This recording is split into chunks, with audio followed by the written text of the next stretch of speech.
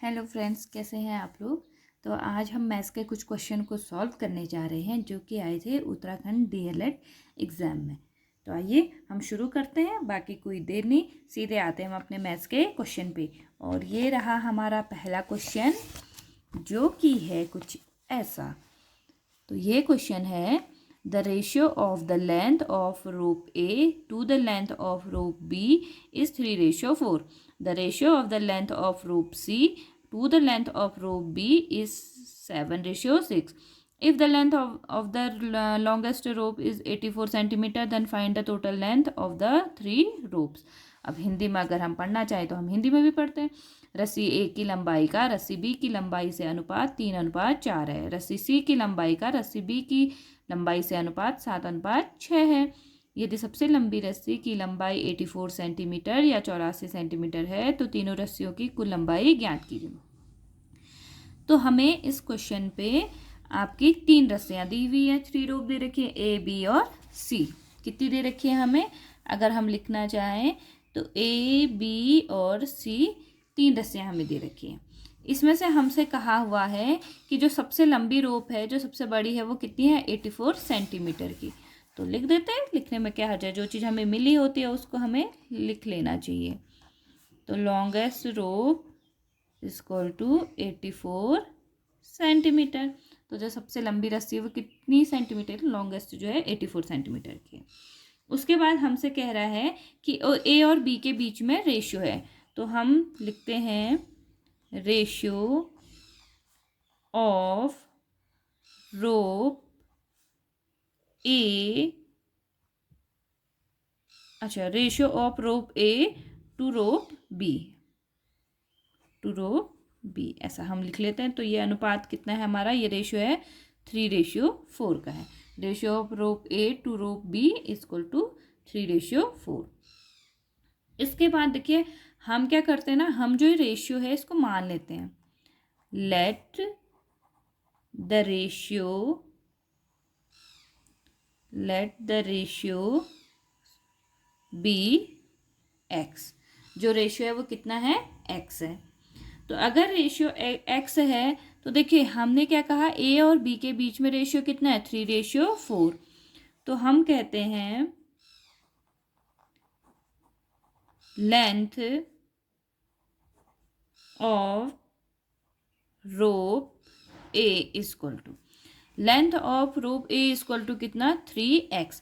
मतलब जो भी x की वैल्यू आएगी वो किससे मल्टीप्लाई होगी, 3 से, क्योंकि 3:4 किसके बीच का रेशियो है, ए और बी के बीच की रस्सियों का। इसी तरह से एंड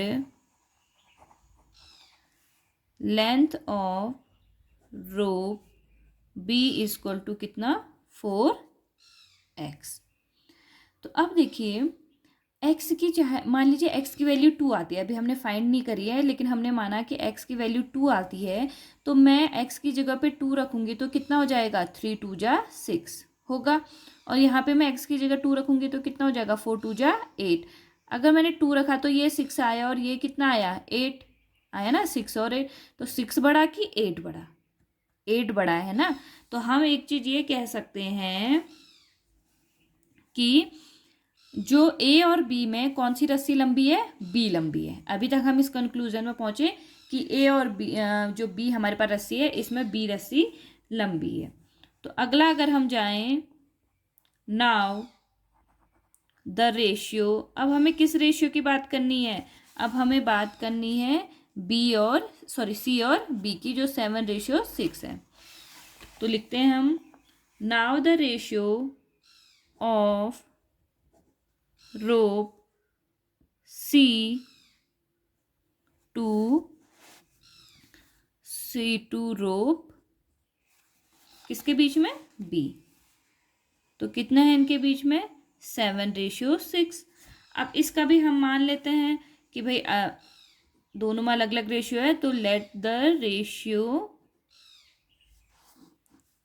बी वाई। हमने माना कि ये कितना है, वाई है। तो इसी तरह से लेंथ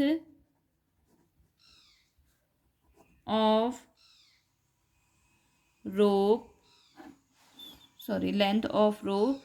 सी इक्वल टू कितना हो जाएगा आपका 7y। इसी तरह से अगर हम करेंगे लेंथ ऑफ रोप सी और किसका रेशियो है बी का, तो कितना हो जाएगा 6y।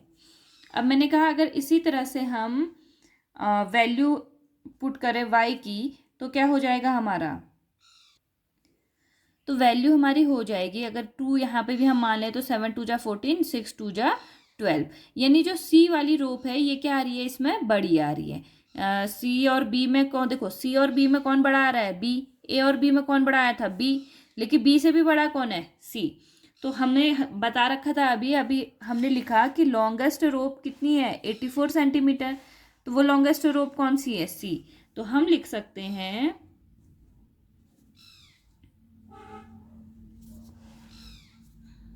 Length of rope C upon length of rope B equal to कितना, रेशियो कितना हमारा 7/6, 7/6। तो देखिए सी सबसे लंबी रस्सी आई, तो सबसे लंबी रस्सी का मान कितना है 84 सेंटीमीटर, और बी की वैल्यू हमें पता नहीं है, तो बी को हम अभी ऐसे ही लिखेंगे इक्वल टू 7/6। ये हमारे पास आया। अब देखिए अब हम क्या करते हैं कि भाई बी तो एक चर है, चर का मतलब क्या होता है कि जो बदलते रहते हैं, ऐसी चीज़ें जो बदलती रहती है वो चर कहलाती हैं। अगर मैं कहूँ कि आप क्या अपनी डेली लाइफ में देखो ऐसी कौन सी चीज़ें जो आपकी बदलती हैं, तो आपकी एज बदलती रहती है, आपके नेल्स की जो ग्रोथ है वो बदलती रहती है, आपके हेयर की ग्रोथ बदलती रहती है, और टाइम बदलता रहता है, आपकी क्लास बदलती रहती है, या फिर डेज बदलते रहते हैं, मंथ बदलते रहते हैं। तो ये सब क्या है जो बदलते हैं वो क्या हो गए चर। तो ऐसा मैथ्स में क्या है कि जो बदलता रहता है। तो देखिए मैथ्स में ऐसी चीज़ें हैं जो बदलती रहती हैं, वो हो गई आपकी ए से लेके जेड तक के अल्फ़ाबेट, यानी ए से लेके कैपिटल स्मॉल कुछ भी हो तो वो अल्फ़ाबेट अगर आपके मैथ्स में आ रहे हैं तो वो सब किस में कहलाएंगे चर, यानी वेरिएबल कहलाएंगे। ठीक है, तो वेरिएबल कहलाएंगे। तो बी क्या है अल्फ़ाबेट में ही आता है ये भी, यानी ये वेरिएबल है। तो हमने क्या करा बी को, भाई इनकी भाई खासियत होती है, क्या खासियत होती है उसको मैं भी बताती हूँ। पहले देखिए 84 7 और 6 ये क्या हो गए, ये हो गए नॉन वेरिएबल्स, यानी ये अचर। अचर मतलब जो नहीं बदलते हैं। तो ऐसी कौन सी चीज़ें हैं जो नहीं बदलती हैं, ऐसी चीज़ें हैं जो नहीं बदलती हैं जैसे हमारी डेट ऑफ बर्थ, जब हम पैदा हो गए थे तो वही अभी तक हम हमारी डेट ऑफ बर्थ है, हमारा नाम, हमारे पेरेंट्स का नाम, और हमारी ऐसी कौन सी चीज़ें जो हमारी नहीं बदलती है, हमारी जो आइस का कलर होता है वो नहीं बदलता है। तो ये सारे क्या हो गए हमारे नॉन वेरिएबल। अब मैथ्स में ऐसा क्या है कि जो नहीं बदलता है, तो मैथ्स में ऐसी हैं काउंटिंग्स, यानी नंबर्स, कोई भी नंबर्स हैं वो कभी नहीं बदलते हैं। मान लीजिए कि आप यहाँ पे अगर 10 रुपये, अगर आप भारत में जम्मू कश्मीर में 10 रुपये ले गए, क्या तो वो दिल्ली में आके वो 10 रुपये का 20 रुपये हो जाएगा, नहीं। तो वो क्या रहेगा 10 ही रुपये रहेगा, चाहे आप उसे मेरठ ले जाओ, चाहे आप उसे उत्तराखंड ले जाओ, आप कहीं भी ले जाओ, वो 10 रुपये का 10 रुपये ही रहेगा। तो क्या होता है जो आपके नहीं बदलते, जो एक जैसे रहते हैं वो कहलाएंगे नॉन वेरिएबल्स, जो बदलते हैं वो वेरिएबल। अब वेरिएबल्स और नॉन वेरिएबल्स में ना क्या है, एक ना जंग जैसी छिड़ी रहती है, ये दोनों ना साथ नहीं रहेंगे। ये अगर थोड़ी देर के लिए भले साथ रहेंगे लेकिन ये कोशिश करते हैं कि हम एक दूसरे से दूर चले जाएं, हम बिल्कुल एक दूसरे से दूर हट जाएं। तो वैसे ही बी भी कोशिश करेगा कि भाई मुझे नहीं रहना 84 के साथ, मुझे तो इससे दूर हटना है, तो भाई भेजो इधर उधर जो भी करना है। तो देखो 84 यहाँ पे क्या है, देखो बी यहाँ डिवाइड में है, 84 यहाँ किस में मल्टीप्लाई में है। तो हम इसको लिख देते हैं 1/b 7/6। 84 यहाँ मल्टीप्लाई में है तो यहाँ किस में आएगा डिवाइड में आएगा। ठीक है, अब इससे आगे को हम बनाते हैं। हमारा क्या था यहाँ तक, अगर हम देखें 1/b 7/6 इंटू 84। तो अगर हम इसको सॉल्व करें तो देखिए इसको हम अगर लिखें 1/b इक्वल टू 7/6 इंटू 84, ये हमारे पास आया था। तो अब क्या करते हैं, देखो b हमें भाई अपॉन में तो चाहिए नहीं, हमें कहाँ ऊपर पे v की 1/में तो नहीं निकालनी है हमें। तो b अगर हम ऊपर करेंगे तो जब हम इस चीज़ को पलट रहे हैं तो ये भी चीज़ क्या हो जाएगी पलट जाएगी। तो 6 इंटू 84/6 7। तो b इक्वल टू, अब 7 से आप देखिए कट हो सकता है कि नहीं, 7 1 जा 7 और 7 2 जा 14, 12 7 जा 84 होता ही है, ठीक है। तो ये कितना आ गया 6 इंटू 12। तो b इक्वल टू आ गया आपका, कितना आ गया b इक्वल टू 12 6 जा कितना होता है 72। तो हमारी जो b जो एक रस्सी है उसकी लंबाई कितनी आ गई 72 सेंटीमीटर, लिख देते हैं हम सेंटीमीटर। अब हमें देखो b निकाल दी, c हमें दे रखी है कितनी 84 सेंटीमीटर। तो हमें क्या निकालना है, हमें निकालना है a निकालना है। क्यों निकालना है a, क्योंकि हमें क्वेश्चन में कह रखा है कि then find the total length of the 3 ropes, हमें तीनों जो रस्सियां हैं इनकी टोटल लेंथ निकालनी है।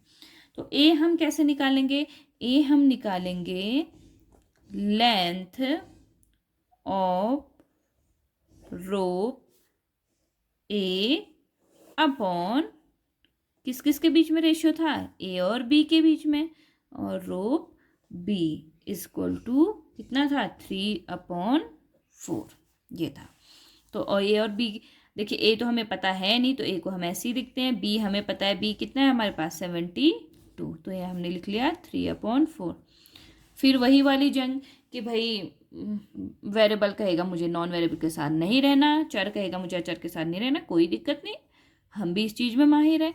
हम 72 यहाँ डिवाइड में तो उसको कहाँ भेज देंगे, मल्टीप्लाई में, और यहाँ तो चेंज करने की ज़रूरत भी नहीं है क्योंकि ए पहले से कहाँ पे है आपका न्यूमरेटर पे है। तो sorry 3 into 72/4। So a equal to, अगर हम इसको सॉल्व करें तो कितना आएगा, 4 1 जा 4, 32 8, तो कितना आ गया 18। तो ये हो गया आपका 54 सेंटीमीटर। तो ए हमारा आ गया कितना 54 सेंटीमीटर। अब हमें तीनों की लेंथ पूछी है, तो तीनों की लेंथ कैसे निकलेगी, जब हम ए को जोड़ेंगे बी से और बी को जोड़ेंगे किससे, सी से। तो ए हमारा आया 54 सेंटीमीटर और बी हमारा कितना आया था याद है 72 सेंटीमीटर, बी 72 सेंटीमीटर प्लस सी आपका आया 84 सेंटीमीटर। इन तीनों को आप जोड़ो, 4 4 8 9 10 0, अभी आ गया 7 7 14 15 15 5 20 और एक हासिल 21 यानी 210 सेंटीमीटर। तो बिल्कुल हमारे ऑप्शन में 210 सेंटीमीटर दिया हुआ है, तो इसका आंसर क्या है 210 सेंटीमीटर। तो ये क्वेश्चन हमारा यहाँ पे क्या होता है, कंप्लीट होता है। एक बार आप और इस क्वेश्चन को अच्छे से देख लीजिए कि हमने कैसे इसको सॉल्व किया है। हमने ए बी सी 3 हमने रस्सियाँ जो क्वेश्चन में कही है वो मानी। हमसे क्वेश्चन में हमें दिया था कि जो लॉन्गेस्ट रोप है, जो सबसे बड़ी रस्सी वो कितनी है 84 सेंटीमीटर। उसके बाद हमें ए और जो बी जो रोप है उनके बीच का रेशियो दिया था, जो दिया था 3:4। हमने माना कि जो इनके बीच का रेशियो है वो लेट हमने माना कितना है x। तो जो लेंथ होगी ए रस्सी की या ए रोप की वो 3x और जो बी की होगी वो कितनी होगी 4x। भाई 3 और 4 है, ए और बी में बी बड़ा है क्योंकि जो मल्टीपल है इसका 4 जो x से मल्टीप्लाई होगा वो बड़ी संख्या है। तो भाई हम जितने बड़ी संख्या से मल्टीप्लाई करेंगे वैल्यू उतनी बड़ी आएगी। तो ए बी में कौन रस्सी बड़ी निकली, बी। अब हमें चेक करना था कि बी बड़ी रस्सी है या सी बड़ी रस्सी है। तो हमने कहा सी और बी के बीच में रेशियो कितना है 7:6। तो हमने माना कि इन दोनों के बीच का रेशियो कितना है y। तो हमने कहा कि भाई सी की जो लेंथ है रस्सी की 7y और बी की कितनी है 6y। फिर वही बात कि जिसका मल्टीपल जितना बड़ा और अगर आप उससे मल्टीप्लाई करोगे तो वैल्यू बड़ी आएगी। तो यानी सी जो रस्सी है, सी जो रोप है वो क्या है सबसे बड़ी रोप है। तो बड़ी रोप है, तो बड़ी रोप का हमें वैल्यू कितनी दी है 84 सेंटीमीटर, यानी वो कौन सी रस्सी का मान दे रखा है सी का। तो सबसे पहले हम ऐसी वैल्यू निकालते हैं जिससे हमें सी तो मिलाई है, दूसरी वैल्यू निकल जाए। तो दूसरी क्या थी, सी और बी के बीच में हमें रेशियो दिया था कितना 7/6। इसमें हमें सिर्फ एक ही चीज़ जो पता नहीं थी वो थी बी। तो जब हमें और चीज़ें पता हो एक नहीं पता हो तो हमारे लिए आसानी होती है निकालने की। तो सी की वैल्यू हो गई 84 क्योंकि सबसे बड़ी रस्सी है, बी का हमें पता नहीं है 7/6। फिर हमने इधर उधर इनको भेजा, जो इनकी आपस की जंग है चर और अचर की, बड़ी अच्छी जंग है। तो 1/b = 7/6 × 84। तो ये जब हमने सॉल्व करा तो सॉल्व करने के बाद हमारी वैल्यू आई बी की कितनी 72। ठीक, इसके बाद हमने क्या निकालनी है, सी की वैल्यू हमने लिख दी। अब हमें निकालनी है ए की वैल्यू, क्योंकि हमसे कहा गया है ए बी सी और तीनों रस्सियों का क्या निकालो, आप योग निकालो कि तीनों रस्सियों की लंबाई कितनी है। तो तीनों को जोड़ेंगे तभी आएगा। तो ए और बी का रेशियो हमने लिखा 3 रेशियो कितना है 4, 3/4। तो ए हमें नहीं दिया है, बी दिया, निकाल लिया हमने 72, 3/4। तो ए की वैल्यू हमने यहाँ से फाइंड करी, कितनी आई 54 सेंटीमीटर। तो तीनों को हमने ऐड किया, ए बी सी तीनों रस्सियों को, तो 54 + 72 + 84 ये आया हमारा 210 सेंटीमीटर। तो ये क्वेश्चन हमारा यहाँ पे कंप्लीट होता है। इसके बाद हमारा सेकेंड क्वेश्चन है, जो कि है जिसमें हमें ज़्यादा परेशानी भी नहीं होगी। Which of the following figure has 6 faces, 12 edges and 8 vertices?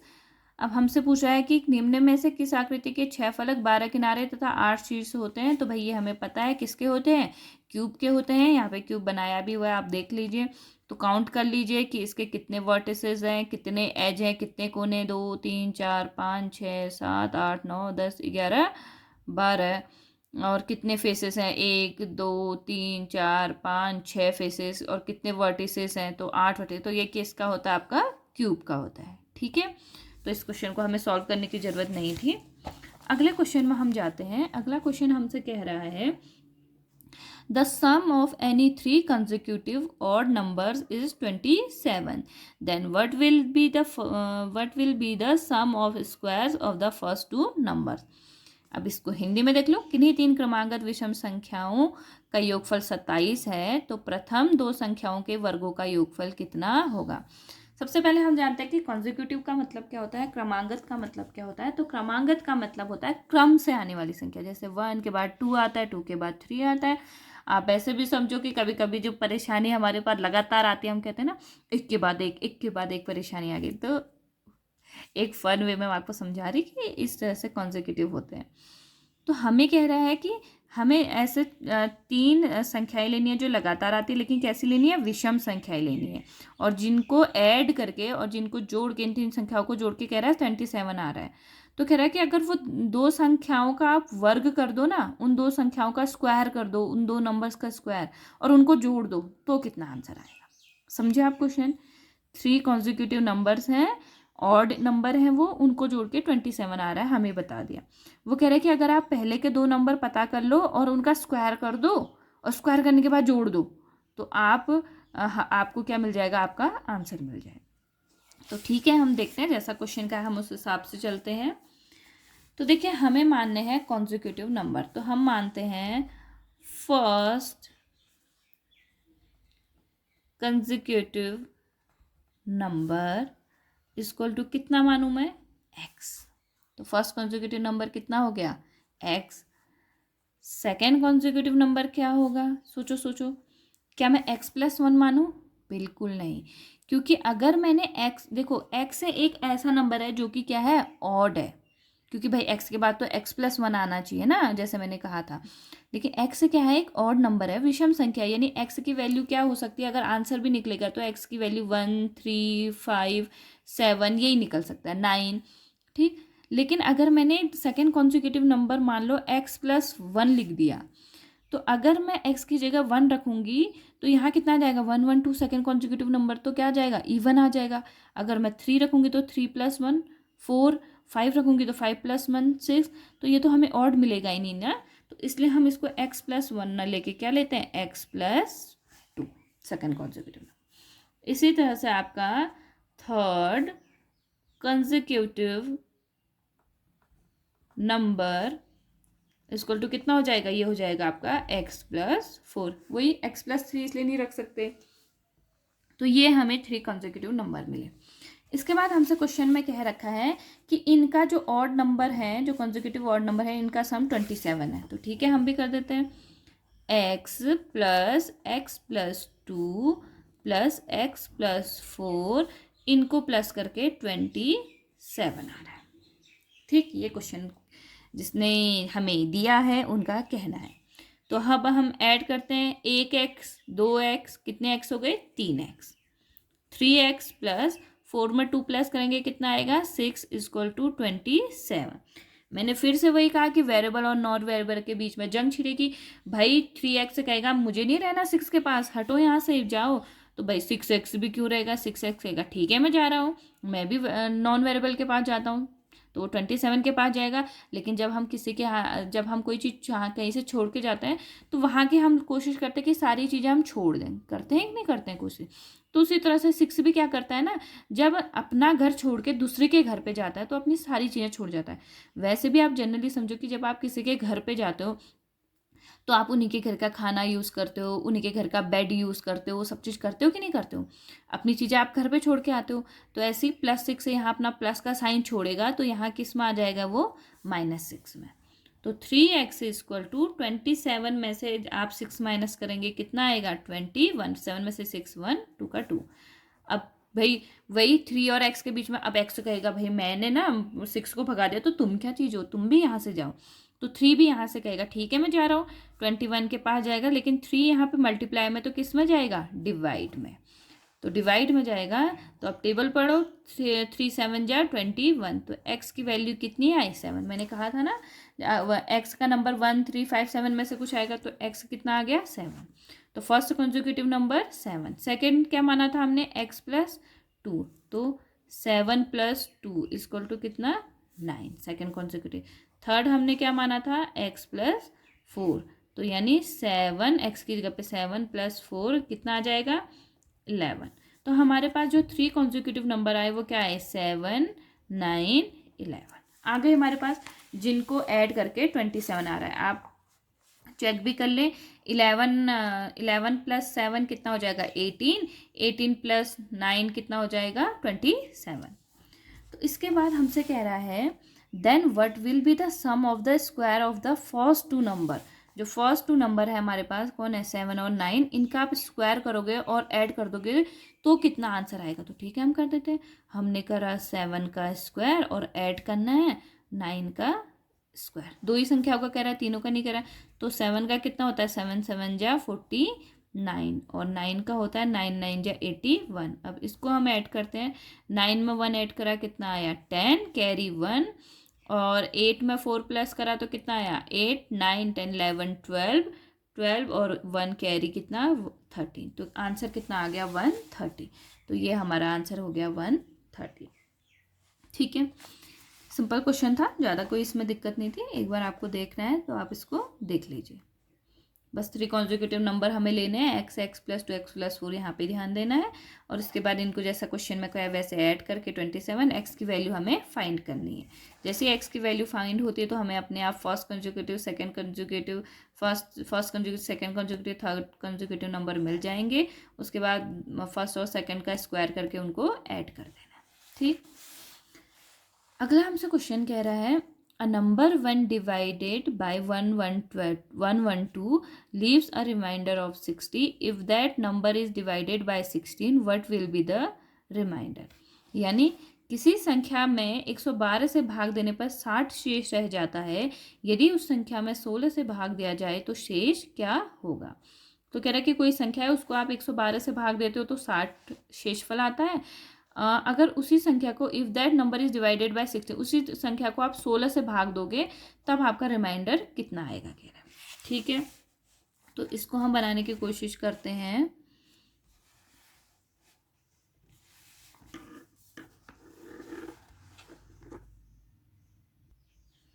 हाँ, तो इसको हम सॉल्व करते हैं। कौन सा क्वेश्चन 105। ठीक, तो देखिए इसके लिए एक हमारे पास रूल है। रूल क्या है हमारे पास, dividend equal to divisor into quotient, divisor into quotient plus remainder. ठीक है, जो शेषफल है। तो देखिए हमें निकालना है डिविडेंड। तो डिविडेंड इक्वल टू, देखिए डिविजर कितना है, किसी संख्या को 112 से भाग देने पे कह रहे हैं ना, 112 यानी 112। तो डिविजर कितना हुआ 112। तो मान लेते हैं कि जो कोशेंट जो भाग गया वो एक बार गया, ठीक, और रिमाइंडर कितना आया कह रहा है 60। तो 112 प्लस 60 इक्वल टू कितना आ गया। अब हम इसमें ऐड करेंगे तो 271 यानी 172। ये 172 क्या आ गया, डिविडेंड आ गया। डिविडेंड कितना आ गया आपका 172। अब कह रहा है इसी नंबर को अगर हम 16 से डिवाइड करें, तो 16 से डिवाइड करके हम चेक कर लेते हैं।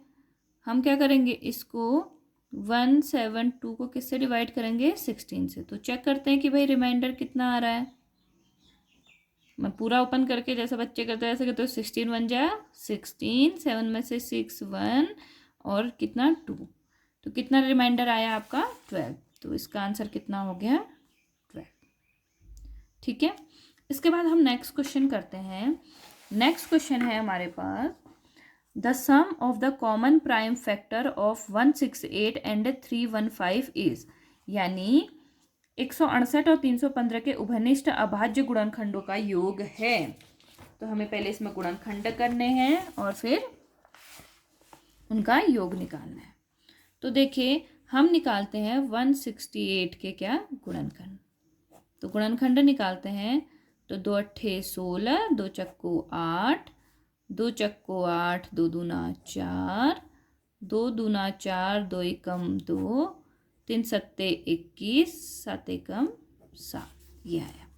तो अब हम लिख देते हैं 168 के क्या आए हमारे पास, 2 इंटू 2 इंटू 2 इंटू 3 इंटू 7, ये 168 के आए।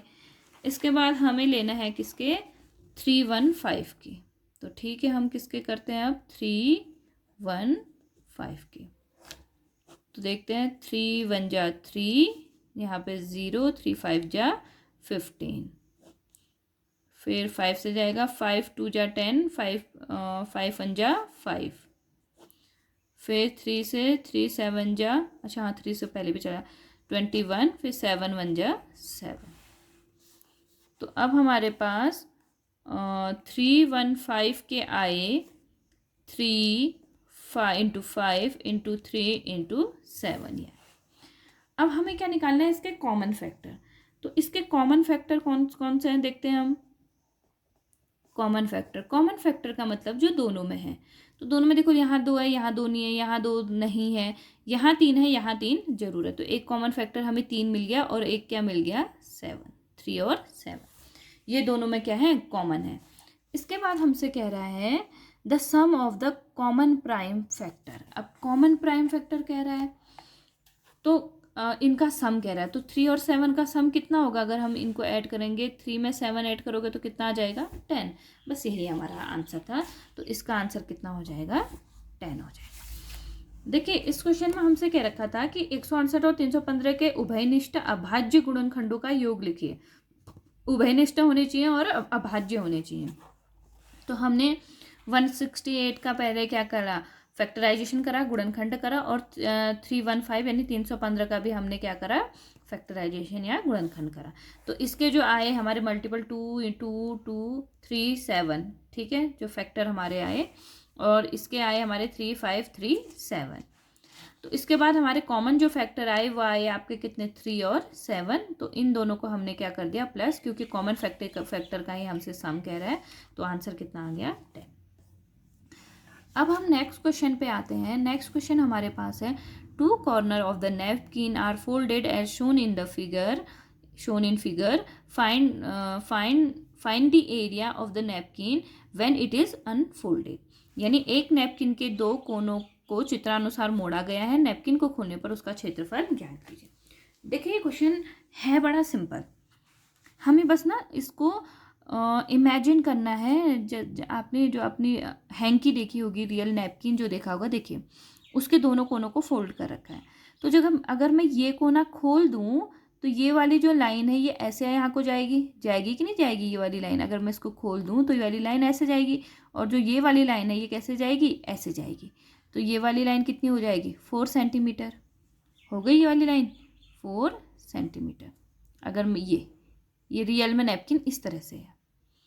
उसके बाद अगर हम इसको ओपन करें तो ये लेंथ जो 9 दे रखा है ये कहाँ तो जाएगा, ये जाएगा आपका इस तरीके से ये, और ये जो लेंथ है ये कहाँ जाएगी, यहाँ पे जाएगी, जाएगी नहीं जाएगी। तो ये जो लेंथ है ये कितनी है, ये है 9 सेंटीमीटर, है कि नहीं है 9 सेंटीमीटर, बिल्कुल है। अभी देखिए 9 सेंटीमीटर, और ये जो बच्ची यहाँ पे आएगी यहाँ से यहाँ तक की, ये कितनी आएगी। हाँ तो देखिए हम कह रहे थे कि जो ये लेंथ है ये हमने जब इसको फोल्ड से ओपन किया तो ये कितनी आ गई, 9 आ गई, ठीक है। और ये कितनी आ गई ऊपर की, 4। तो लेंथ आ गई आपकी 9 + 4 = 13 सेंटीमीटर। इसके बाद हमें क्या करना था, इसकी विड्थ निकालनी थी, यानी इसकी चौड़ाई कितनी है। तो देखो यहाँ से यहाँ तक की लेंथ ये जो है ये तो 4 आ गई, ठीक, ये 4। और यहाँ से यहाँ तक की बचेगी कितनी, 2। और ये जो लेंथ होगी इधर से इधर की, तो ये कितनी आई, 9।